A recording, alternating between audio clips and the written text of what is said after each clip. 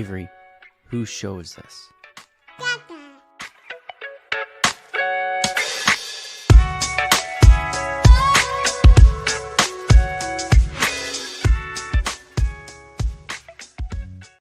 And we're live. Welcome, everybody, here to the Lakers Lounge Podcast. I'm Anthony Irwin, Senior Lakers Insider for Clutch Points. And today on the show that I am just realizing is not planned out on the right side there. But today on the show, we are joined by Raj. Raj is here. We talked after the loss, and I was like, man, I'm not going to, make Raj relive a loss and then not also let him relive a win. So here is Raj of Silver Screen and Roll. Bud, how you holding up? I'm doing well. I'm glad to be back after a win. It was funny. I was talking, to my mom, and she sometimes watches the Lakers games with me, and she goes, "How are you still this enthusiastic about it? Like you've done this for so. How do you still care like this?" And I was like, I don't know. I get that question a lot, but yeah, very nice. Get 2 days to enjoy and reminisce. Your mom called you a weirdo. Just straight up oh, absolutely. With you. Absolutely. Most definitely. She does not get it at all. She's like, you gotta drive an hour there, and I've never heard you complain once. I was like, Mom, I can't wait to go again. But yeah. They don't understand. It's just okay. Wait till your mom sees the big time Silver Screen and Roll bucks rolling through. Right. Exactly. Yeah. Now do you get it, Mom? Right. That's a joke because there are no such thing as big time podcasting or blogging bucks, unless you're Shannon Sharp and you're willing to tweet out the things that Shannon Sharp is willing to tweet out. Yes. Today on the show, we're going to be talking about the notes that we had from our respective rewatches. I am on rewatch number 1.5. Raj, where are you at right now? I'm around the same, actually. So we're tied up right now. Yeah, you do, huh? Oh, look at that. we're gonna talk about the things that we have noticed in the second time watching it through. I might actually rewatch that one a few times over, because like we talked about last time, it was a win. I enjoy reliving wins. We're going to talk about the adjustments that the Lakers made, and also how much of it had to do with just giving a bleep, and executing on some of that stuff. I want to talk. I wrote today for Clutch Points about Jared Vanderbilt and Jackson Hayes and their did they play? Their struggles is how I'll put it, very politically, and how I think their roles are playing a role in their struggles. And then obviously over the course of the show, you guys are going to leave questions and comments and stuff like that. So we'll get to those at the very end of the show. Before we get to any of that, I saw on Tuesday, Pete and the rest of the LFR gang announced that they are coming to Odyssey. Full disclosure, this is something that Pete and I have been talking about for a long time, working together again ever since he left Locked On Lakers to start the LFR pod. We've remained close through the years, and we've been looking for a way to work together again. Initially, we thought maybe it would be a Blue Wire, but then there were some. I left Blue Wire, for long story short, and then when I went to Odyssey, and given the way that Odyssey does things, they have made me basically a podcast ambassador. So I basically talk to podcasters, especially those who own their feeds, and tell them hey, if you think you're monetizing your show to the best of your abilities, cool. If not, come on over here to Odyssey. And those conversations took place with Jovan. Those conversations took place with Pete. And as those conversations were going on, my bosses at Odyssey were like, what if we launch an LA sports network? And I was like, that sounds great. Where do I sign up? And they're like, do you want to run it? I was like, sure. Yeah. All right, let's do it.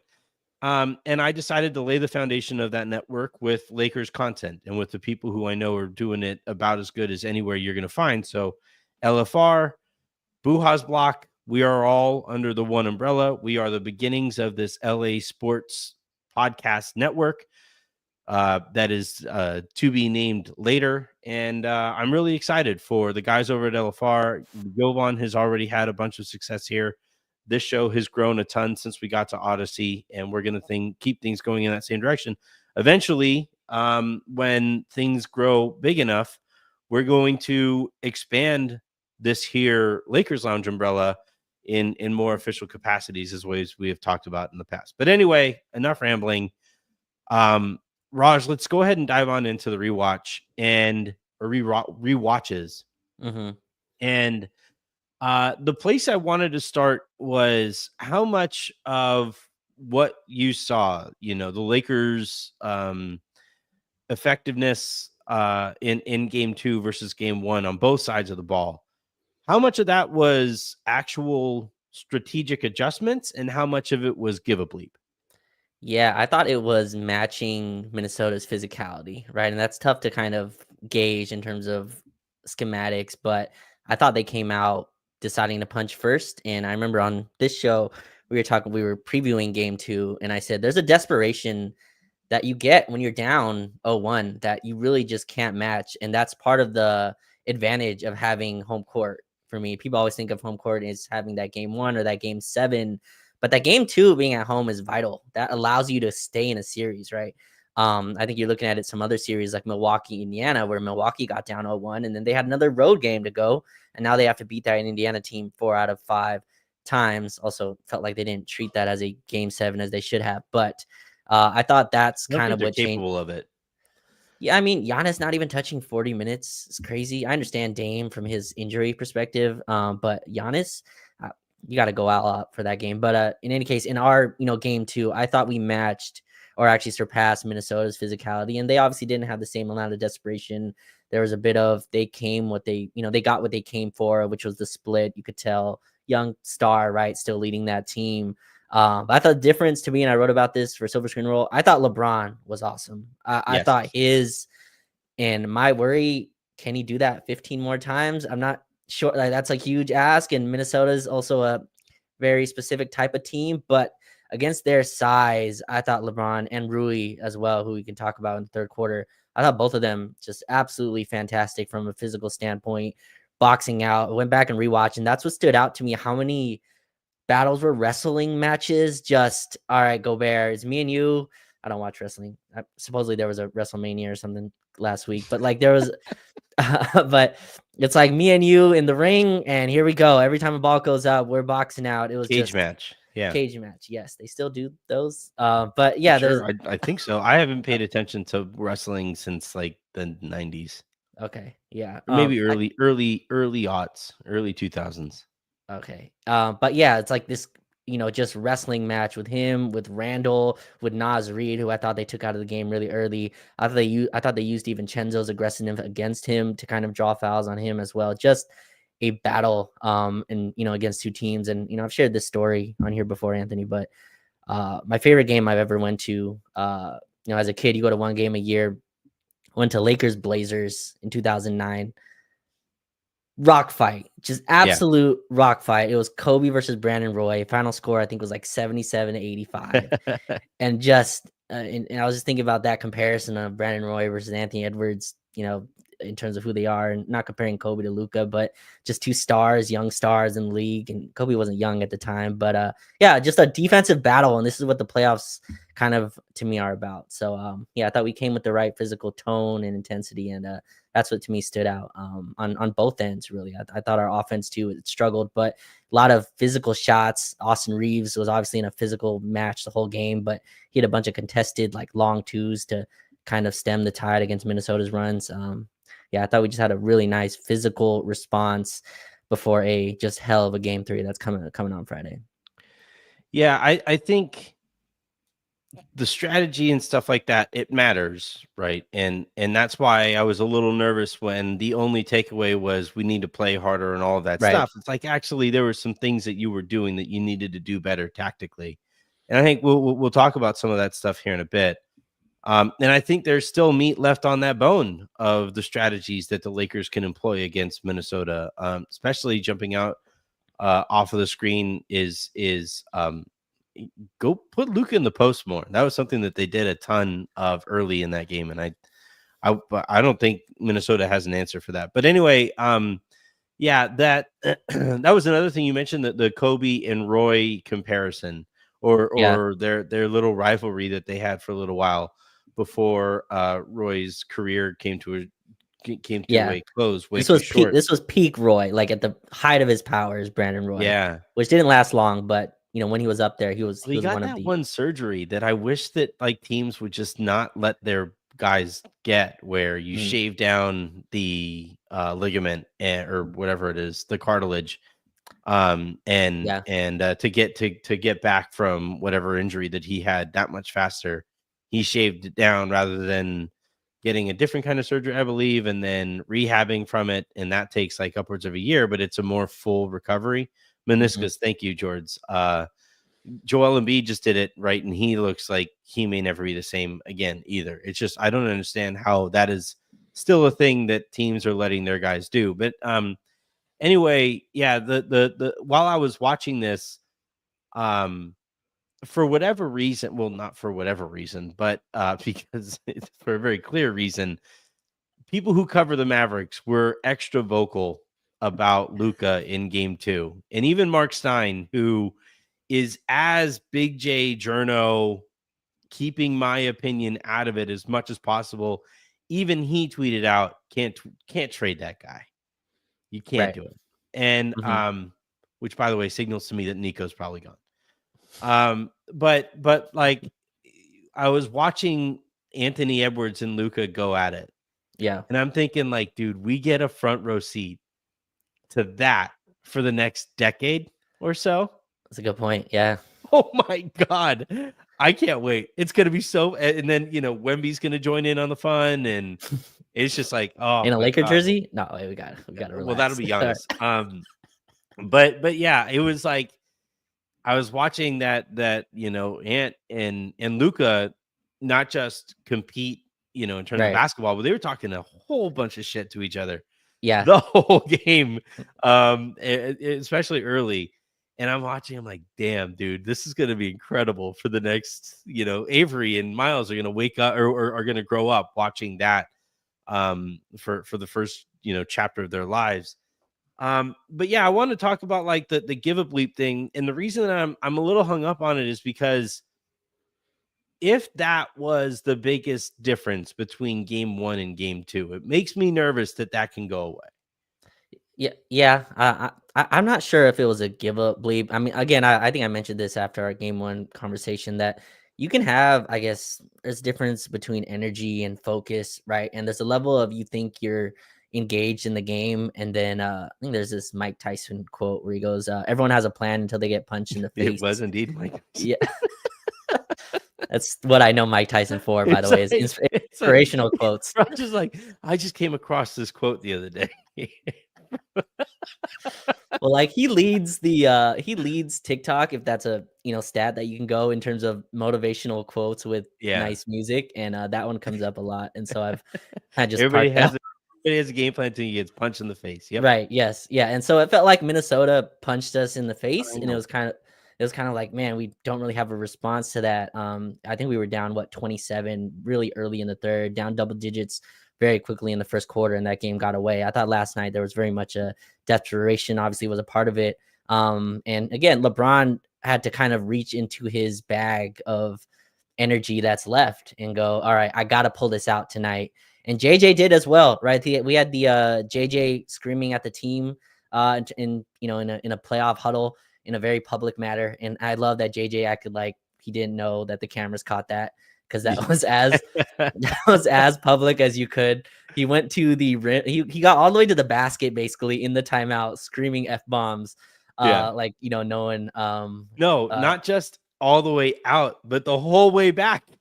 Like right. it was like it was on the opposite wing. Like where he's like, what the fuck are you doing this way? Right. And then he turns around and he's still going, what the, And it was so clear what he was angry about, right? Their energy like severely waned, and they were walking from stuff, and it was a dead ball when he called the timeout.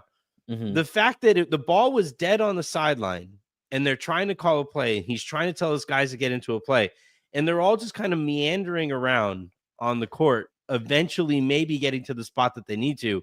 That at a dead ball, JJ Redick was like, nope, absolutely not. And my favorite actual moment of that, there's two. One, Austin Reaves going like thumbs up to JJ Redick while everybody's getting chewed out. And also everybody realizing JJ's going at Rui and he's talking to Rui and not them. Right. Because like there's a moment where like LeBron is kind of like toweling his face. And he kind of like, and JJ's going, and he's like, "This motherfucker better not be talking to me." Oh, okay, he's at Rui. Good.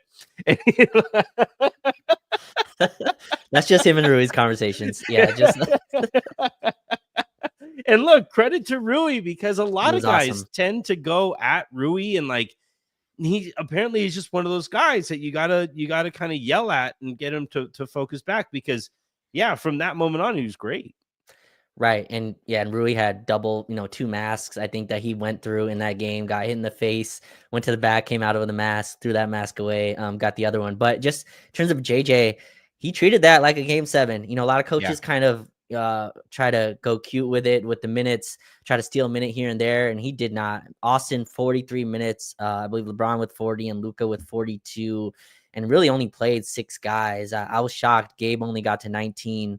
But really stuck with his guns on this. Watched 3 minutes of Vando and went, no, we're not doing that tonight. Watched a few minutes of Jackson Hayes and went, nope, it was not doing seconds of Jackson Hayes in the second half. And man, Jackson, just the foul and then the goaltend that was nowhere close. Goaltend that everybody was laughing at.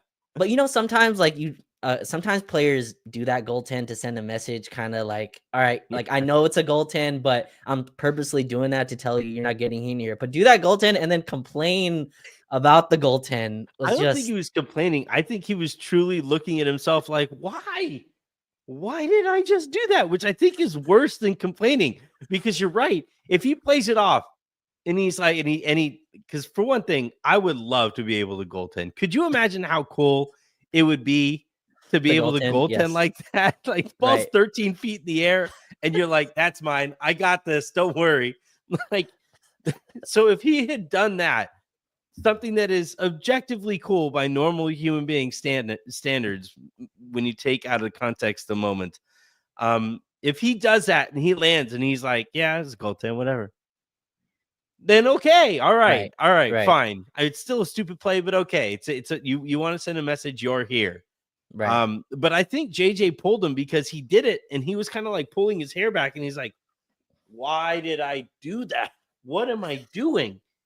And then JJ saw that. He was like, I don't know either, man. You're going to sit next to me for the rest of the game. which is legitimately sad, because I do think like we need a center to play in this series.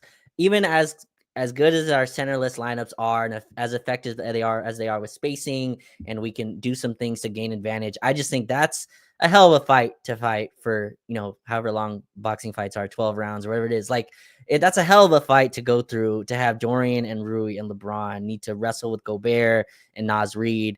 And my God, Julius Randle, just every single drive is just inflicting punishment. And, he had another one where he smacked down on LeBron as well, and LeBron was down, and I think they reviewed it. But, I think that's a tough fight. But him and Vando being ineffective, I think is super important. I think we're going to need those guys in game 3 and in game 4 to be better. But, Jackson Hayes and Vanderbilt not being able to play, that hurts me. I think that's super important. And then Alex Len, obviously, who during the game, Anthony, they panned to Alex Len like standing up and clapping. I was like, man, that's the most use of his height in this series. It's just no. If anything, it's annoying because there are people behind him, like down in front. Yo, Alex, you're not getting in the game. Sit. Like, I may or may not have made comments like that towards people when I was Just a little bit younger. Right. Not towards people, but like towards players, like end of the bench guys. Like sit Mhm. down. We saw it too. You had as much impact in this game as I do. But yeah,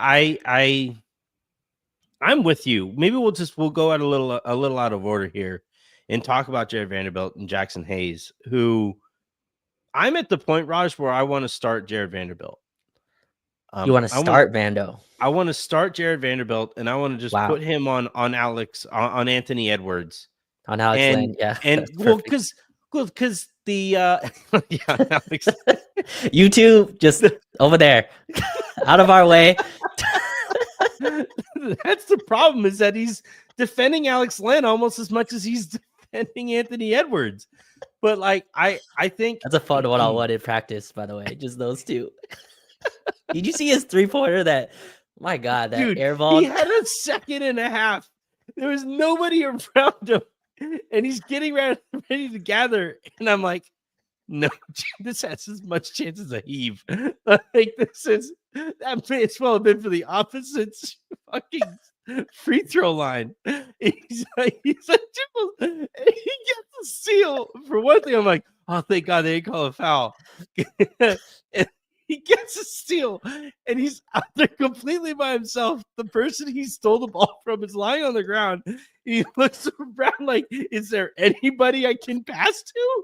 Is there anybody here? Somebody help me. It's like that. It's a weird version of that one meme where the guy's like backed up against the wall. He's like, help, security, help me. Right. But in this case, it's not Vando asking for help because Anthony Edwards is doing mean things to him on the defensive end. It's Jared Vanderbilt holding a basketball like, security, help me.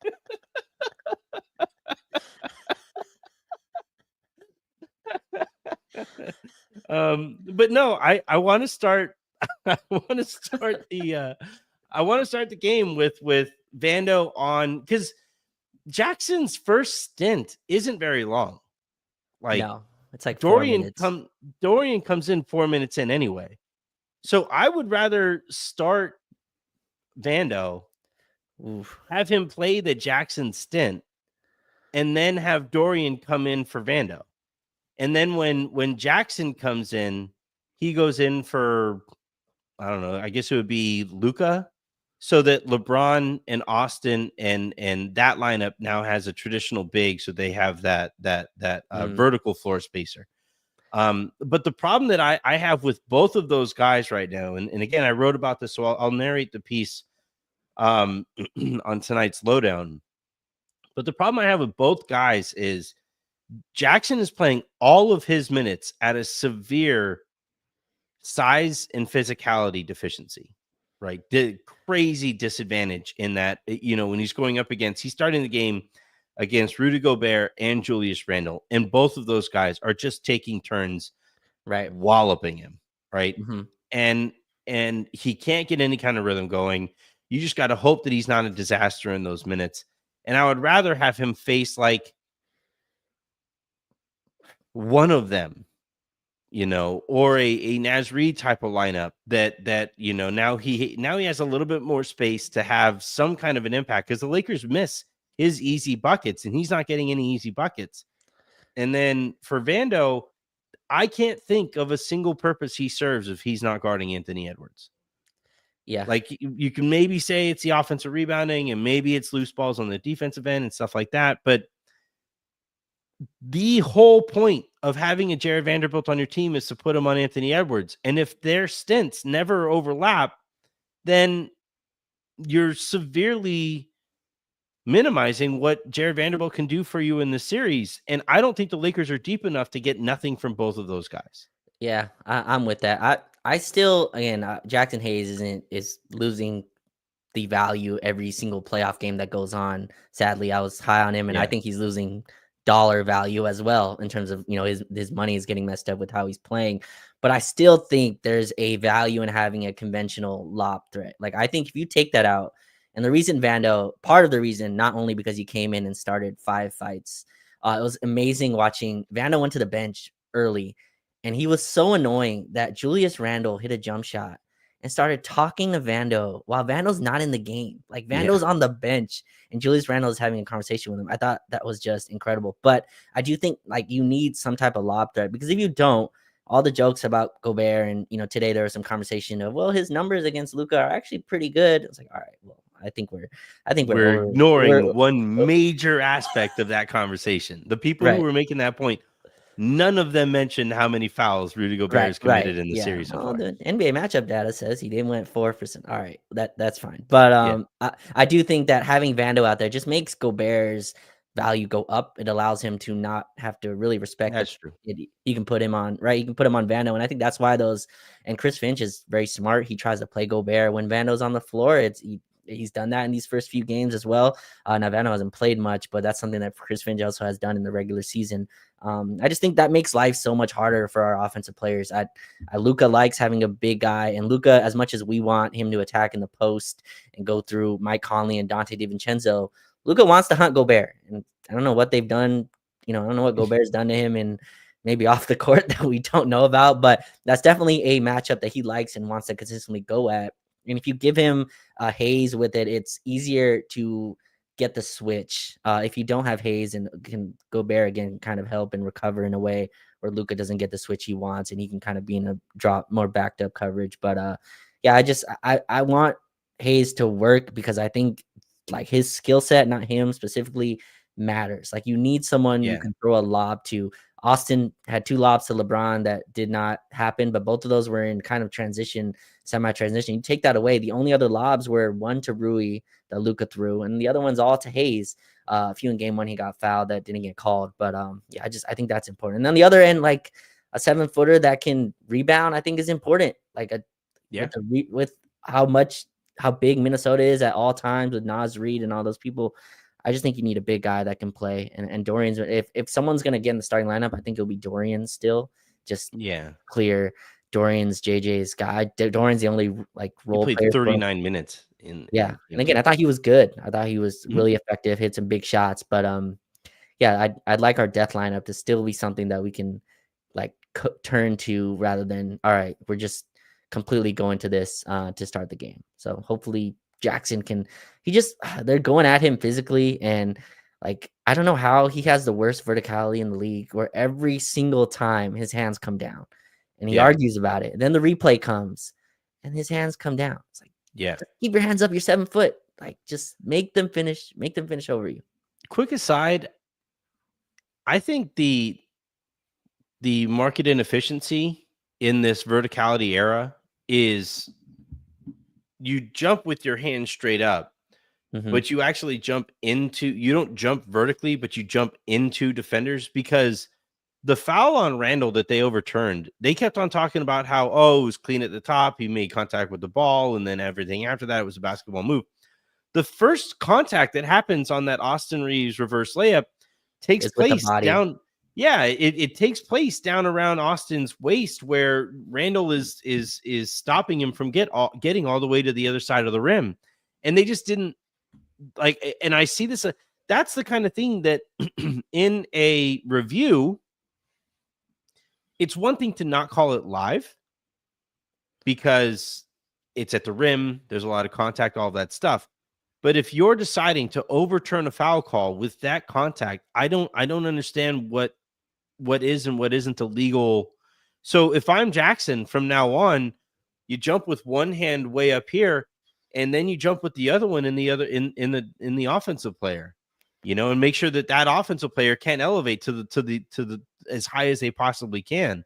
Because Mm-hmm. yeah, you're right. He always tries to jump with both hands straight up, but then when he gets up there and any contact happens whatsoever, those arms come straight down, and it gets super obvious when that they call the foul. He's got to learn to like actually jump with one hand into the waist and then go up with Yeah. the other one. Oh, I just remembered. I think the first or second play of the game, he jumped on a Gobert pump fake, and it was like, I'm 100% sure that is scouted and told to him and Yeah, retold to him. Do not jump. Let Gobert shoot whatever hook shot he wants. And like first or second play of the game, pump fake, goes for it, and Gobert gets the foul. Stuff like that. And the other one was a cheap foul in the backcourt. I believe he had a moving screen where he threw out his hip for absolutely no reason. And I think he already had 2 fouls. Just again, I think that's where JJ doesn't trust him. And I think Hayes is kind of showing you why. There's a mental aspect. The last foul you're talking about was the one that immediately happened Yes. right before the goaltend. Right. So Vando created a 4-point swing potentially because Yeah. he gives up that foul. They get the Right. ball and then he immediately commits a goaltend. And then Yeah. JJ said, "Hit the showers, bud." Right. Yeah. And Minnesota's a team that's super physical and they're going to attack you anyway. But there's just a mental edge that you need to have in this series. And it's clear JJ doesn't trust him. And I'm worried Vando's losing some of that as well. And again, I think Vando still can be helpful in this series. He has a level of speed at the wing position that no other player has other than maybe LeBron. But Vando has a quickness to him, Anthony, that I think is important. Like you're mentioning putting him on Anthony Edwards. I could see that. I just think we switch so much that it matters less Yeah. here. We're not really, and again, Luka and Austin are tougher to kind of chase around screens in that manner. But yeah, I think Vando can still be impactful. He just can't come in and be like, all right, who am I fighting with today? Like, all right, McDaniels, Randall, Nikhil, it just there's a level of you can do that within the game, within the flow. But yeah, he was way too combustible in that one.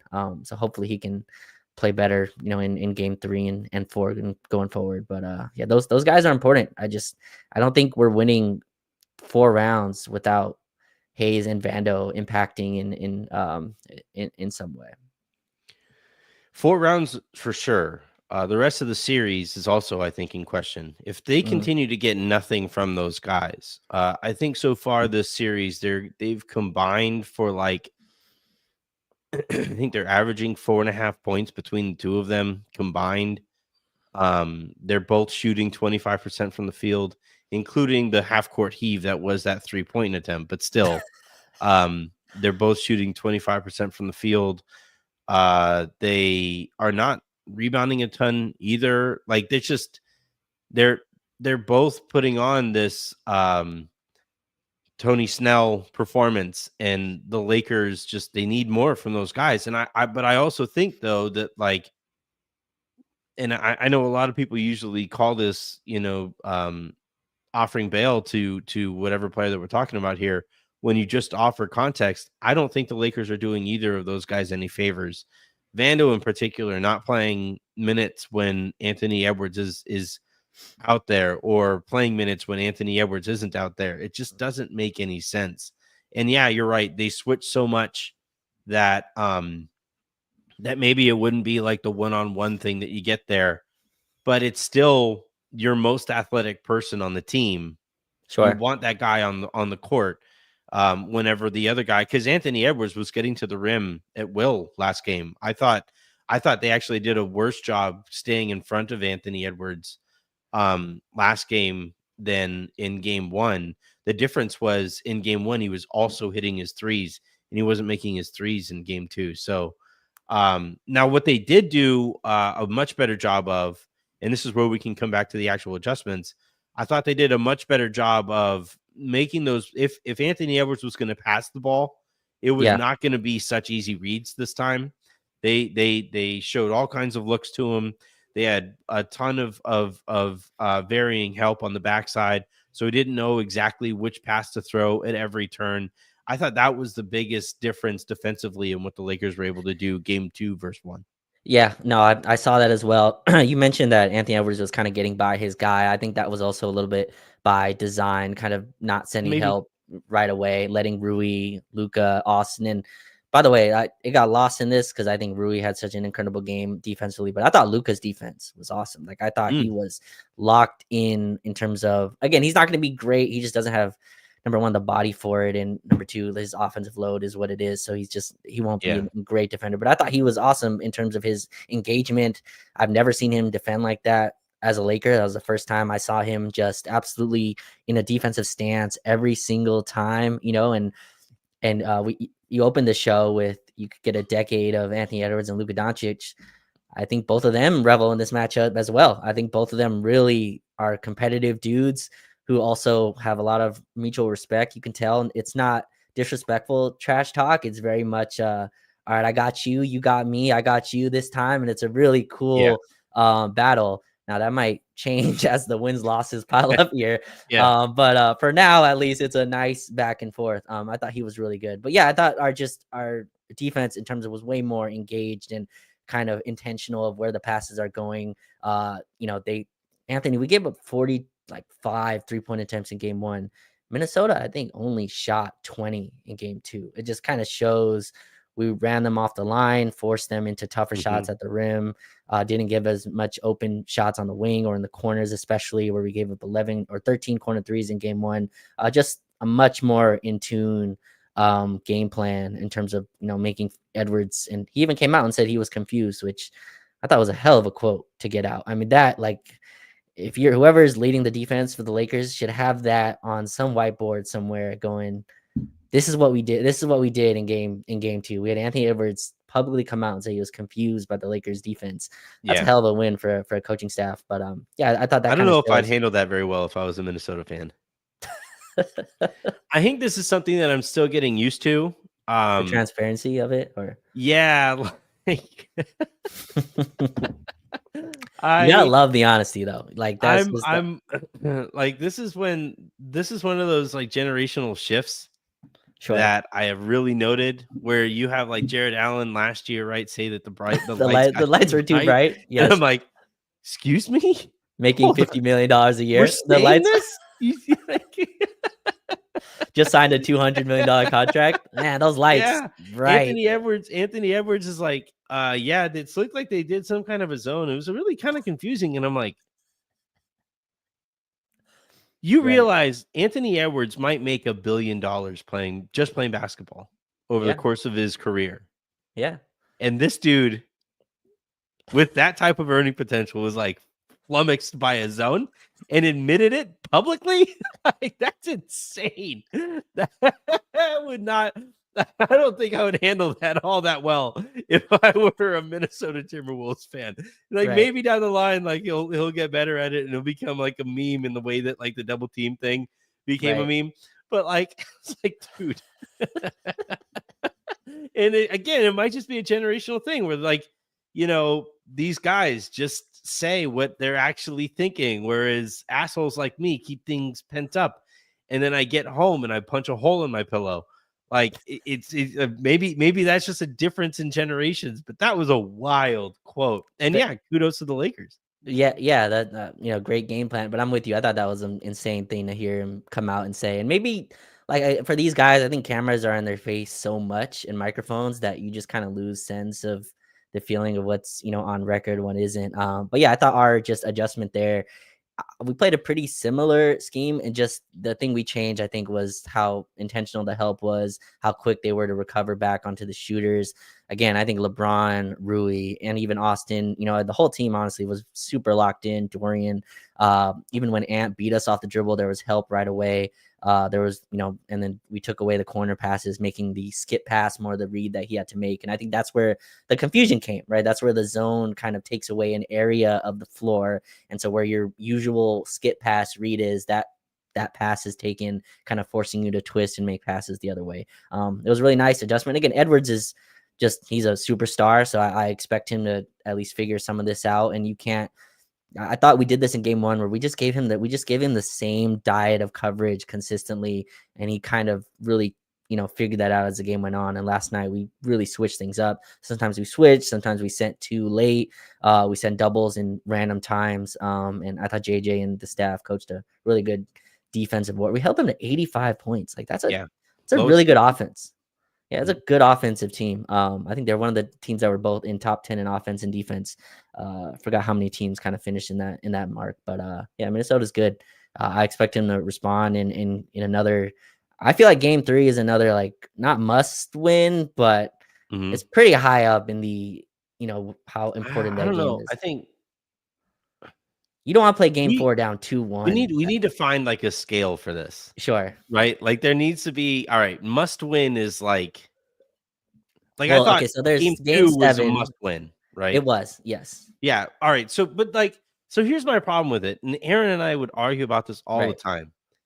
if your only definition of a must win is going home, then you may as well not have a different word for it, which you already have, which is elimination game.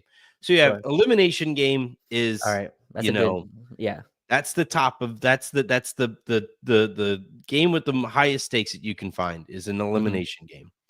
Just below that, I would say is a must win, right? Sure. Must win is game 2 in this series where you're down 1 playing at home still. You can't go back to Minnesota down Right. 0-2. So that's must win. I think game 3 here is that next class down, which is like I don't know, gotta have it. It's a Yes. gotta have it game, It's right? my term is series definer. And if you go Okay. back in Lakers history, those game threes are the classic games. I remember Yeah. in 2010 in Boston, game three is the Derek Fisher layup over I believe Kevin Garnett and two other Celtics. And I remember Fish was like crying almost in the post game interview because I think he understood how important that game was. There was a game against Houston in the second round against the Tracy McGrady Rockets where they Yeah. won game one, we won game two, and then game three was the war. It was a Jordan Farmar game, strangely. I'm just remembering. But yeah, like it's just that those Was game game 2 or threes, 3 the one where Fisher leveled Scola? that was game five. He Oh, leveled even better. Scola. Yeah, yes. Mm. Uh, who absolutely earned that elbow. I Oh, mean, yeah. just absolutely earned. I was If actually anyone more nervous for Fisher's shoulder for the elbow, oh yes, because that dude was the grimiest looking guy. He had the oiliest hair, and I was like, "Hey, Fish, you might want to just go take a shower real quick. Like that, you there is something on your shoulder right now. It's like it's like a venom thing from Spider-Man. Like whatever seeped off of his hairs is probably not good for you. But yeah, right. no, game threes, In a series 1-1 series, definer. Series definer is a pretty good term. I still think gotta have it is a little bit better because like series definer, all right, maybe series definer is the next one after must win, sure. and Maybe then game it's a gotta five have and a it. 2-2. Game Yeah, five and a because 2-2. that's the that's a series definer, Okay, yeah, because it's not technically a must win because you can win 2 in a row and teams have sure. won 2 in a row before, but it is like a really tough one. Swing game, I can yeah, see that. yeah, I just the situation of being down 2-1 and then playing another road game where 3-1 is over. that's it's not over because teams have come back from 3-1, but Yeah, well, like a yeah, few teams, but right, yeah. right. But that's why I think this Doc next Rivers one isn't on that sideline. he has like eight of the 10 or whatever it is. It's amazing. Just If Doc was coaching the Wolves, I'd be like, "Yeah, go down 3-1. We might be able to pull it out." Yeah, I wanna really quickly, talk about Austin Reaves because I caught some shit for saying that I thought Austin was overwhelmed by the athleticism, and the two-point shooting is what people are kind of pointing to as, 7 for well, 8. can he actually be overwhelmed if he's shooting that well from that area? And I kind of fight. I haven't actually replied to any of the tweets there. It's just not. I'd rather talk to you about this. Mhm. I think that Austin has looked uncomfortable for most of the series to this point because of the length, the athleticism, and the physicality. I thought he had a very important moment when he drove by Naz Reid, and I called it a fuck it moment. When it's like he's a golfer. I compared it to that moment in a round where you just swing as hard as you possibly can with your driver and you see what happens. And sometimes it goes well and it turns your round around. Other times it's OB and you take a breakfast ball. And in this case, that drive that he had against Naz Reid, where he literally wound up like a row or two back when he ran past the basket there, that to Mhm. me felt like what the hell am I doing here? It's Naz Reid. I picked on this dude mercilessly 2 games ago, the last time we played these guys in the regular season. This is a matchup I should be hunting. And then he Mhm. did that, and he goes by Rudy Gobert, and he screams to everybody, "This guy can't guard me." And it felt like he was reminding himself of that as much as he was telling everybody else on the court and in the arena. And I don't know. I think multiple things can be true here at the same time. But to me, the poor 3-point shooting is indicative of a guy's rhythm being off because those dudes are flying around out there. Yeah, I think that also the part of this, I'm just, I have nothing against golf. Obviously, it's so funny when I hear those stuff. It's really just you versus the field. There's no opponent. So like, Yeah. yeah, I gotta get this for me. Just, Well, just you play with right, people. right. Like, Yes, but they're not guarding you. So you're being guarded by the see, this course. is what's funny about you, Raj, because you are so meticulous about the stuff that you put together, right? Yes. You watch film over and over and over Right. and over. Who are you competing against there? Yeah, I guess. I Nobody. guess no one. Yeah.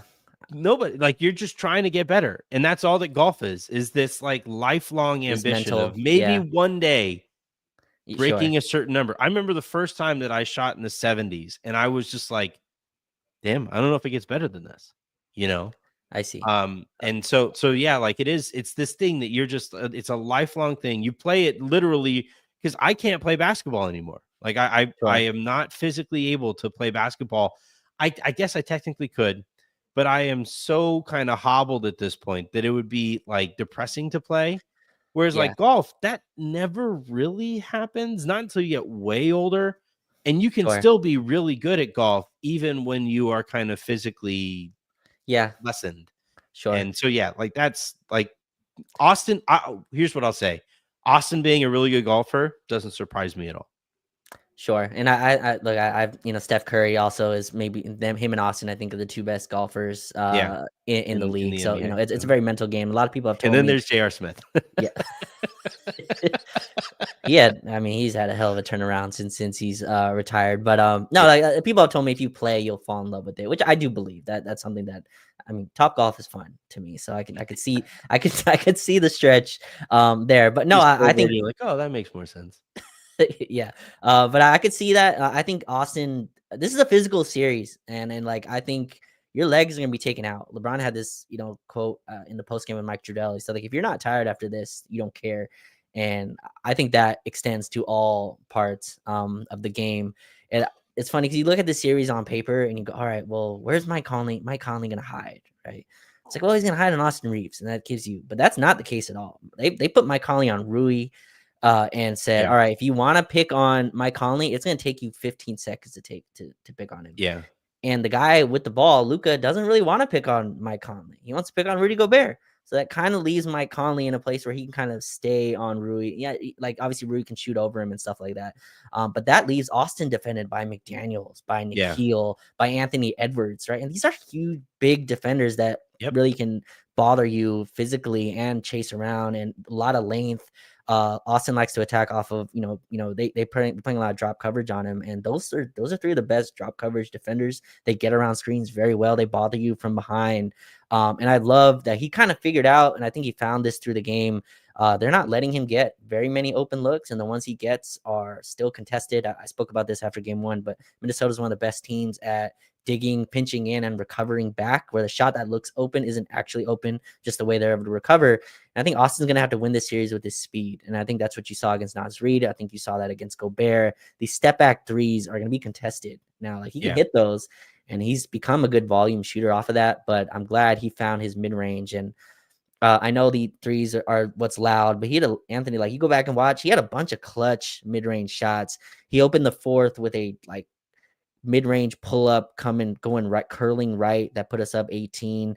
He had another mid-range when Minnesota was going on their run. He had another mid-range pull-up. I think mixing in that mid-range stuff really helps. His first basket was like a bully ball against McDaniels. He took him to the basket and That was great. Yeah. should have got an one on it, didn't. But I just like that, leveraging his other skills, leveraging his ball handling, rather than just relying on the three-point shot, which again, Minnesota's going to bait you into that. That's what they want you to do.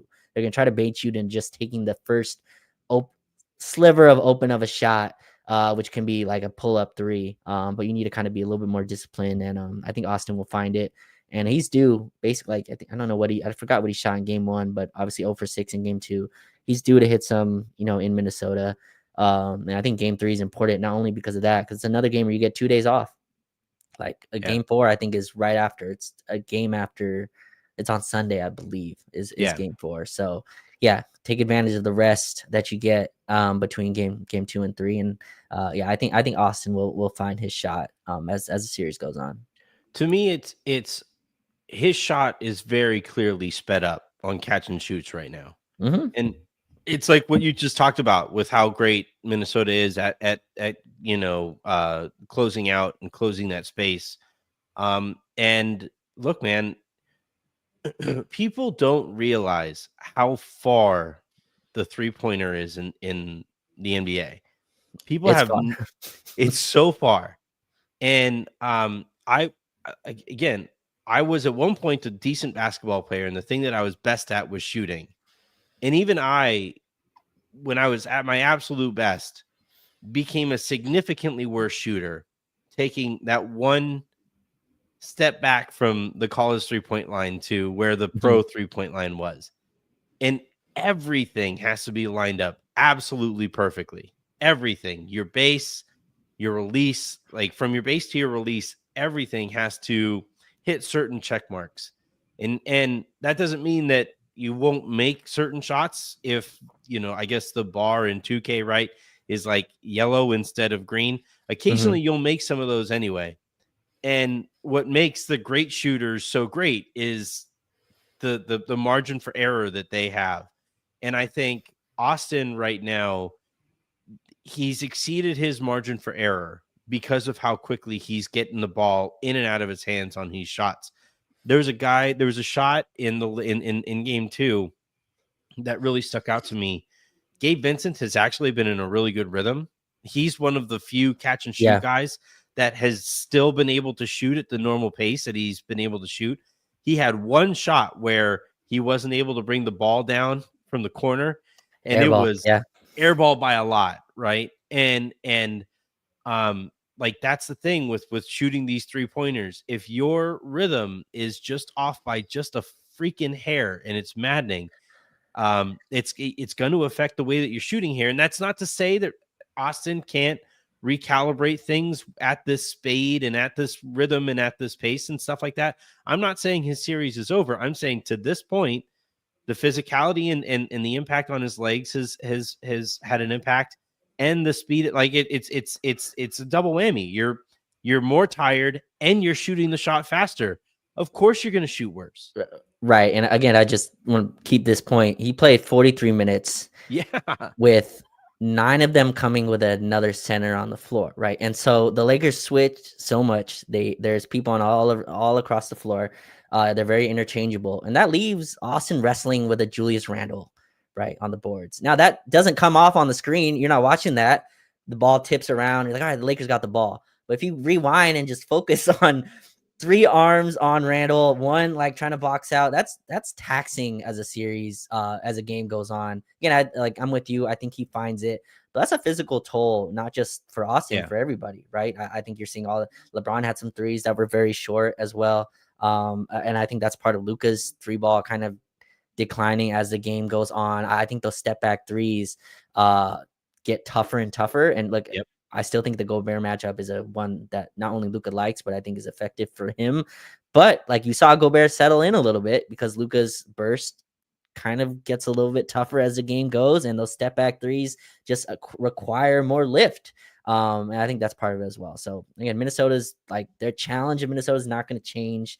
You still are going to have to win this physical battle. And I think the Lakers are kind of trading off that with being a high level defense. And we'll see how that goes as the series comes. But they're going to have to hit open shots. I'm with you. I think the physicality is going to take its toll. But you're going to have to kind of get used to that. But I think Austin's going to hit his open ones, just kind of being a little bit more deliberate with which ones he takes, especially off the catch and shoot. He had 3 catch and shoot threes in game 1. If I remember, all of them coming in the corner. The ones off the bounce are the more difficult ones when, you're creating and it takes more legs. But yeah, Austin's been so good to close the season. I kind of trust that he'll find his offense. In a game where he scored 96, I mean, no one really had it going. LeBron finished with 21. Like Austin was at 16, 5-5. Rui was at, I think, 11, 5-5. And when you lower the scoring, all that kind of magnifies, how important every shot is. So yeah, huge game 3 coming in a few days. All right, let's really quickly get to a super comment and then send you guys on your merry way. By the way, as we are recording right now, Houston up 18-10 on Golden State. I am a huge Houston Rockets fan right now. Yes. Huge Rockets fan. Whether you want Golden State as a matchup, whether you don't, you want that series to go long, because I think this Lakers Wolves one is also probably going a little bit longer than we thought. Though Lakers in 5 still mathematically possible. Still upset at that prediction from you. Still can't believe that you came out with that as the prediction, man. You're on the board for 1 game more. That matters. That's like 5 is a disrespectful. 5 is a meme. 5 is a meme, and 6 is respectable. It is, yes. In a 4 games, in a game where 4 ends it, like 1 game is 25% more. I bow to you, sir. Lakers in 6. Like, what are we doing? Like, it's like, fuck all you people. There's people who had Lakers in 5, and then like, actually, it's super chivalrous to say Lakers in 6. And there's people who had Thunder in 5 against Memphis. Okay, you're putting that in the same realm. Is all I'm saying. They were stupid because that series is already over. That series is done. Yes, that was over. That was over before the game 1. Second Memphis beat whoever they beat to get there. That's sad. Yeah. All right. Jason JK Productions writes, this series is very difficult if they lose game 3. Here's where I to build off of the point that you just made a second ago about the physicality. The longer this series goes, it's kind of like, oh man, you didn't watch Thrones. But essentially, if you're in a fight with a bigger person, you want that fight to end as quickly as possible, because the longer that rock fight goes on and you're physically outmatched, the better the odds get for the bigger guy. And the reason I say Thrones, right, is because everybody remembers the guy from Last of Us, Pedro Pascal.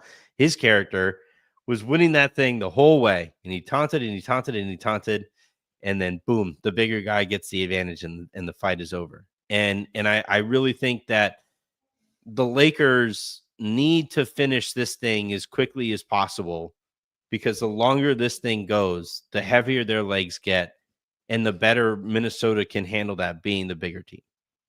Yeah, no, I could see that. That's why, again, I think Jackson's not a solve for this, but just that athletic toolbox. Vando either isn't a solve for this. Just having guys where the players that, Anthony, you have super big offensive responsibilities. You also don't want them having all the defensive, responsibilities as well, all the dirty work responsibilities. And that's the stuff you want to hand off to Vando. JJ's still trying to find Goodwin minutes, right? Jordan Goodwin, who I'm not sure he shot the ball in a week, but like he's just been defending and running around and chasing over screens. And I think that's part of the battle of attrition that JJ's trying to fight here. Even as ugly as those lineups are with the Vando Goodwin units that he's giving to LeBron and Austin, and gave them to Luka actually in game 2. It's kind of just trying to survive and trying to find these minutes where let's just have these dudes play some of these lineups where they can survive some of the physicality and play the long game. So yeah, you have other people doing that role, but I'm with you. I think this is a 6 gamer, and that's still alive. So I'm going to stay with that. That's true. Yes. I hope you're right. I really want to make that clear. This feels like a 6 gamer to me. Minnesota's really good. And again, they have advantages that are kind of inherent in terms of their physical kind of athleticism. Yeah. At every position. So, hopefully you can go and take game 3 and we can have another one of these really fun conversations. Yeah, this is a lot more fun than the last time we talked. That is for sure. Thank you very much to Frank Contreras for sending the thank you.